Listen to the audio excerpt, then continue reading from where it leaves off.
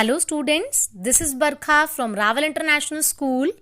Today we are going to start chapter number 1, Nature and Significance of Management of Part A. In this we are discussing concept and definition of management. Now what is the term management states? Management is the art of getting things done through others. बेटा management वो art है जिसमें हम लोगों से काम करवाते हैं, इसे क्या बोलते हैं? Management. And it is essential for all organisation.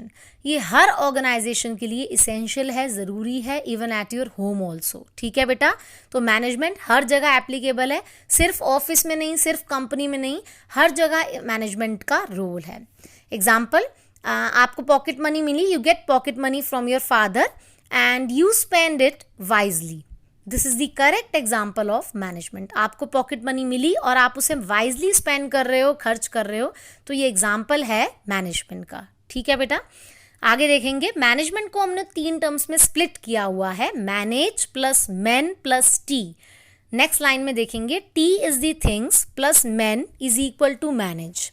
बेटा थिंग्स में हमारे 2 तरह के रिसोर्सेज आते हैं, एक फिजिकल रिसोर्सेज होते हैं, एक फाइनेंशियल रिसोर्सेज होते हैं. फिजिकल रिसोर्सेज का मतलब जैसे आपके टूल्स हैं, मशीनरी है, रॉ मटेरियल है, ये हमारे फिजिकल रिसोर्सेज हैं.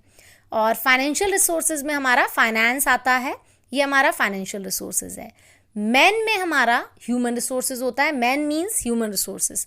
जो भी हमारी ऑर्गेनाइजेशन में मैन पावर है, लाइक लेबर की फॉर्म में, मैनेजर्स की फॉर्म में, डायरेक्टर्स की फॉर्म में, वो क्या है? Man is equal to manage. बेटा सारे रिसोर्सेस को कोऑर्डिनेट करना, मैनेज करना, यही क्या है? मैनेजमेंट. सब वेल ऑर्गेनाइज्ड होने चाहिए, यही क्या है? मैनेजमेंट. और 3 मैंने आपको रिसोर्सेज बता दिए, एक फाइनेंशियल, एक ह्यूमन रिसोर्सेज और एक फिजिकल रिसोर्सेज. आगे कंटिन्यू कर रहे हैं बेटा. कॉन्सेप्ट ऑफ मैनेजमेंट, कॉन्सेप्ट को हम मीनिंग भी बोलते हैं मैनेजमेंट का. Management is defined as a process of getting things done with the aim of achieving goals efficiently and effectively. बेटा ये मैनेजमेंट का मीनिंग है. मैनेजमेंट वो प्रोसेस है जिसमें हमें काम को करवाना है ताकि हमारा गोल अचीव हो एफिशिएंटली एंड इफेक्टिवली से. बेटा गोल क्या होता है? गोल पर्पस होता है. कोई भी ऑर्गेनाइजेशन क्यों रन कर रही है, किसी गोल के लिए कोई पर्टिकुलर गोल होता है, तो उस गोल को अचीव करना एफिशिएंटली और इफेक्टिवली, उसे क्या बोलते हैं? मैनेजमेंट. बेटा इसमें 3 टर्म्स मैंने हाईलाइट करी हैं, प्रोसेस, एफिशिएंटली, इफेक्टिवली. इन तीनों का डिस्कशन करेंगे हम आज वाली क्लास में. सबसे पहले ये चार्ट देखेंगे. मैनेजमेंट के 3 एस्पेक्ट मैंने आपको बता दिए, एक था प्रोसेस, एक इफेक्टिवनेस और एक एफिशिएंसी. सबसे पहले प्रोसेस. प्रोसेस वर्ड का मतलब क्या होता है? It consist of sequential steps. Process का मतलब किसी भी काम को करने का तरीका, क्या स्टेप्स होते हैं कोई भी काम को करने के. सीक्वेंशियल मीन्स सीक्वेंस में स्टेप्स होते हैं, इसे हम बोलते हैं प्रोसेस. तो प्रोसेस वाले एस्पेक्ट में 5 स्टेप्स हैं. पहला है प्लानिंग, सेकंड ऑर्गेनाइजिंग है, third staffing, fourth directing, fifth controlling. बेटा ये जो प्रोसेस के एस्पेक्ट में 5 मैंने आपको पॉइंट्स लिखवाए हैं, ये 5 मैनेजमेंट के फंक्शन भी हैं. ठीक है, और क्लास 12th की पार्ट ए में ये 5 चैप्टर्स हैं सेपरेट. इसका डिटेल डिस्कशन तब होगा जब आप ये चैप्टर पढ़ेंगे. ये 5 अलग अलग चैप्टर हैं आपकी बुक में पार्ट ए में. ठीक है, लेकिन इस वाले आज वाली क्लास में जो टॉपिक चल रहा है हमारा कॉन्सेप्ट ऑफ मैनेजमेंट, उसमें हम इनका ब्रीफ डिस्क्रिप्शन पढ़ेंगे, ब्रीफ डिस्कशन करेंगे कि ये होते क्या हैं.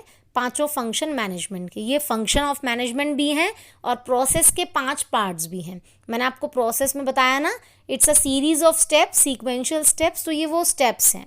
ठीक है, आगे देखेंगे इफेक्टिवनेस. इफेक्टिवनेस की ब्रैकेट में मैंने एक फ्रेज लिखवाया है आपको, डूइंग द राइट थिंग्स. और एफिशिएंसी की ब्रैकेट में एक फ्रेज लिखवाया है, डूइंग थिंग्स राइट. बेटा इसका सबसे बड़ा एग्जाम्पल है इफेक्टिवनेस और एफिशिएंसी का. आप प्लेग्राउंड में हैं और आप गेम्स खेल रहे हैं, ये इफेक्टिवनेस है, आप काम कर रहे हैं, कंप्लीशन हो रहा है आपके काम का. ठीक है, और एफिशिएंसी, आप प्लेग्राउंड में हैं, आप गेम्स खेल रहे हैं लेकिन उसे फेयर तरीके से खेल रहे हैं, बेस्ट तरीके से खेल रहे हैं, ये होती है एफिशिएंसी. इफेक्टिवनेस होता है ये कंसर्न करता है एंड रिजल्ट से, आपका टास्क कंप्लीट होना चाहिए। लेकिन एफिशिएंसी कहता है ये फोकस करता है ऑप्टिमम यूटिलाइजेशन ऑफ रिसोर्सेस, आपके जो भी रिसोर्सेज हैं आप उसका ऑप्टिमम यूज़ कर रहे हो। यूटिलाइजेशन का मतलब यूज्ड, ऑप्टिमम का मतलब बेस्ट तरीके से यूज़ कर रहे हो, इसका मतलब ये क्या है, एफिशिएंसी। ठीक है, इसकी डिटेल अभी हम और पढ़ेंगे इफेक्टिवनेस और एफिशिएंसी की। सबसे पहले हम फर्स्ट स्टार्ट कर रहे हैं प्रोसेस मैंने आपको डिफाइन कर दिया, कोई भी एक ऐसी एक्टिविटी जिसमें सीरीज ऑफ स्टेप्स आते हैं जो सेट ऑर्डर में परफॉर्म किए जाएं, इसे हम बोलते हैं प्रोसेस। मैनेजमेंट के कॉन्सेप्ट के हिसाब से, मैनेजमेंट के मीनिंग के हिसाब से प्रोसेस में वो फंक्शंस आते हैं, वो प्राइमरी फंक्शंस आते हैं जिसकी हेल्प से मैनेजमेंट अपना काम निकलवाता है। मैंने आपको बताया ना, it is the art of getting things done with others. तो जब काम तो तभी होगा जब हम इन पांचों फंक्शंस की हेल्प लेंगे। ये फंक्शंस क्या क्या है, planning, organising, staffing, directing, controlling. अब इन पांचों का ब्रीफ करेंगे हम। ये प्रोसेस देख लीजिए, मैनेजमेंट फंक्शंस हैं, ये प्लानिंग है, ऑर्गेनाइजिंग, स्टाफिंग, डायरेक्टिंग, कंट्रोलिंग। बेटा ये सीक्वेंस में चलेंगे, इसको स्टेप बाय स्टेप ही करना है, और ये चैप्टर भी आपके वैसे ही सीक्वेंस में है। प्लानिंग है, फिर ऑर्गेनाइजिंग है, फिर स्टाफिंग, डायरेक्टिंग, फिर कंट्रोलिंग। ठीक है, पहले हम स्टार्ट कर रहे हैं planning. Planning is the primary function, सबसे पहला फंक्शन यही है मैनेजमेंट का। और ये फंक्शन क्या स्टेट करता है, हमें फ्यूचर में क्या करना है और कैसे करना है, आज हम डिसाइड करेंगे। This is known as planning. Deciding in advance what is to be done and how it is to be done. बेटा क्या करना है और कैसे करना है, ये क्या होती है, प्लानिंग। सेकेंड फंक्शन मैनेजमेंट का क्या है, ऑर्गेनाइजिंग। हमने प्लान कर लिया, अब हमें क्या करना है, ड्यूटीज को असाइन करना है, काम देना है लोगों को, और एस्टैब्लिश करनी है अथॉरिटी। अथॉरिटी का मतलब होता है पावर। किसी काम को करने के लिए पावर भी तो चाहिए आपके पास, पावर नहीं होगी तो आप वो टारगेट अचीव नहीं कर पाएंगे। एस्टैब्लिश करना अथॉरिटी, और एलोकेट करते हैं हम रिसोर्सेज को। एलोकेट का मतलब होता है डिस्ट्रीब्यूशन। हमने 3 तरह के रिसोर्सेज पढ़े, ह्यूमन, फिजिकल, फाइनेंशियल। तीनों रिसोर्सेज को ऐसे डिस्ट्रीब्यूट करना ताकि हम जो हमने प्लानिंग करी है, जो स्पेसिफिक प्लान बनाया है, वो हम कैरी आउट कर पाएँ। ठीक है, पहला फंक्शन हमारा प्लानिंग था। प्रोसेस का पहला पार्ट भी है ये, what is to be done and how it is to be done, decide करना एडवांस में, ये प्लानिंग है। फिर ऑर्गेनाइजिंग, ऑर्गेनाइजिंग में हम टास्क को असाइन करते हैं, अथॉरिटी एस्टैब्लिश करते हैं, और रिसोर्सेज को ऐसे एलोकेट करते हैं ताकि हम स्पेसिफिक प्लान को कैरी आउट कर पाएँ। थर्ड देखेंगे C point, staffing. Staffing very important aspect है मैनेजमेंट का। स्टाफिंग का मतलब बेटा क्या होता है, finding the right people for the right job at the right time. बेटा सही लोग, सही क्वालिफिकेशन वाले, सही टाइम पे, सही जॉब पे प्लेस हो जाएं, इसे बोलते हैं स्टाफिंग। बेटा अगर एक बार गलत स्टाफ अपॉइंट हो गया, उनका अपॉइंटमेंट रॉन्ग हो गया, रॉन्ग एम्प्लॉय अपॉइंट हो गया किसी पर्टिकुलर पोस्ट के लिए, तो ऑर्गेनाइजेशन अपना गोल अचीव नहीं कर पाएगी। इसलिए ये वेरी इंपॉर्टेंट एस्पेक्ट है ऑर्गेनाइजेशन का। इसके लिए कंपनी में एक सेपरेट डिपार्टमेंट होता है, उसमें सिर्फ स्टाफिंग होती है। सिर्फ हम लोगों का अपॉइंटमेंट करते हैं, उनके टेस्ट लेते हैं, उनका इंटरव्यू लेते हैं, तो वो सब होता है। इसलिए इसका एक सेपरेट नाम भी है। This is also known as human resource function. ठीक है, डी पॉइंट देखेंगे, डायरेक्टिंग। डायरेक्टिंग वर्ड से क्लियर हो रहा है बेटा, रास्ता बताना, डायरेक्ट करना। डायरेक्टिंग में हम गाइड करते हैं एम्प्लॉयज़ को, लीड करते हैं, इन्फ्लुएंस करते हैं। इन्फ्लुएंस का मतलब अफेक्ट, उन्हें कन्विंस करना एम्प्लॉयज़ को कि वो हमारी बात मान ले, और एम्प्लॉयज़ को मोटिवेट करते हैं ताकि वो अपना टास्क टाइमली कंप्लीट करें। ठीक है बेटा, फर्स्ट हमने पढ़ा था प्लानिंग, ए पॉइंट। हमें डिसाइड करना है क्या करना है, कैसे करना है, ये प्लानिंग होती है।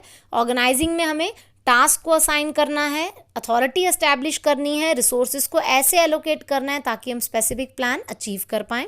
Staffing, finding the right people for the right job at the right time. ठीक है, ये स्टाफिंग होता है। डायरेक्टिंग में हमें लोगों को गाइड करना है, इन्फ्लुएंस करना है, एम्प्लॉयज़ को मोटिवेट करना है ताकि वो अपना टास्क परफॉर्म करें। ई पॉइंट वेरी इंपॉर्टेंट फंक्शन है, ये लास्ट फंक्शन है मैनेजमेंट का, कंट्रोलिंग। आपने सबसे पहले प्लान कर लिया, उसके बाद आपने लोगों को काम दे दिया, आपने अपॉइंटमेंट्स कर लिए, मोटिवेट कर दिया एम्प्लॉयज़ को, गाइड कर दिया कि वो टास्क अपना टाइमली कंप्लीट करें। टास्क कंप्लीट होने के बाद हमारा स्टेप स्टार्ट होता है कंट्रोलिंग का। अब हमें उस टास्क को कंट्रोल करना है। बेटा कंट्रोलिंग में क्या होता है, हमारी दो तरह की परफॉर्मेंस होती है, एक स्टैंडर्ड परफॉर्मेंस है, एक एक्चुअल परफॉर्मेंस है। स्टैंडर्ड परफॉर्मेंस जो मैनेजर ने वर्कर को काम दिया, एम्प्लॉय को टास्क दिया, वो क्या है, स्टैंडर्ड परफॉर्मेंस। एक्चुअल परफॉर्मेंस जो एक्चुअली वर्कर ने परफॉर्म किया, वो क्या है, एक्चुअल परफॉर्मेंस। दोनों को हमें कंपेयर करना है। कंपेयर करके हम चेक करेंगे कि कोई डेविएशन तो नहीं आया। डेविएशन को हम बोलते हैं डिफरेंस तो नहीं आया। अगर डिफरेंस आया तो उसके लिए हमें क्या लेने पड़ेंगे, करेक्टिव एक्शन, ताकि फ्यूचर में वो डेविएशन अकर ना हो। इसका एग्जांपल देती हूँ मैं आपको एक छोटा सा। मैनेजर ने वर्कर को बोला कि 100 यूनिट्स प्रोड्यूस करने हैं, तो 100 units is the standard performance, लेकिन वर्कर ने 80 परफॉर्म किए, 80 इज़ दी एक्चुअल परफॉर्मेंस। अब 100 में से 80 को कंपेयर किया हमने, तो डिफरेंस कितना आ गया, 20 इज़ दी डेविएशन। ये डेविएशन क्यों आया, कोई तो कॉज होगा इसका, कोई वजह होगी ये डेविएशन क्यों आया। अगर ये डेविएशन आया तो हम चेक करेंगे क्या एम्प्लॉय की कैपेबिलिटी, वर्कर की कैपेबिलिटी इतनी नहीं थी कि वो 100 यूनिट प्रोड्यूस कर पाता, क्योंकि उसने 80 प्रोड्यूस करे हैं, है ना। तो हम आगे चल के ऐसे करेक्टिव एक्शन लेंगे जिससे कि हमारा डेविएशन दोबारा अक्कर ना हो। So controlling involve establishing standard of performance. सबसे पहले हमें स्टैंडर्ड ऑफ परफॉर्मेंस को एस्टैब्लिश करना है, फिर हमें एक्चुअल परफॉर्मेंस को मेजर करना है, फिर हमें दोनों को कंपेयर करना है और क्या निकालने हैं, डेविएशन। अगर डेविएशन आएगा तो हमें करेक्टिव एक्शन लेने पड़ेंगे ताकि फ्यूचर में वो डेविएशन अकर ना हो। इसका मैंने नीचे फॉर्मूला भी लिखा है, देखेंगे आप। Deviation is equal to standard performance minus actual performance. Very important function है ये मैनेजमेंट का। बेटा 5 हमने प्रोसेस के एस्पेक्ट पढ़ लिए हैं, स्टेप्स कर लिए हैं, इसी को हम फंक्शन ऑफ मैनेजमेंट बोलते थे। पहला था प्लानिंग, सेकंड था ऑर्गेनाइजिंग, थर्ड था हमारा स्टाफिंग, फोर्थ डायरेक्टिंग और फिफ्थ हमने कंट्रोलिंग कर लिया। इनका ब्रीफ मीनिंग करे हैं हमने, डिटेल में इसके चैप्टर हैं बाद में, तो वो कंटिन्यू करेंगे। अब हम 2 टर्म्स रह गई थी हमारी मैनेजमेंट के मीनिंग में, 3 टर्म्स पढ़नी थी हमने। एक प्रोसेस था, एक इफेक्टिवनेस है और एक एफिशिएंसी। प्रोसेस के हमने 5 पार्ट्स खत्म कर दिए। अब हम स्टार्ट कर रहे हैं इफेक्टिवनेस एंड एफिशिएंसी।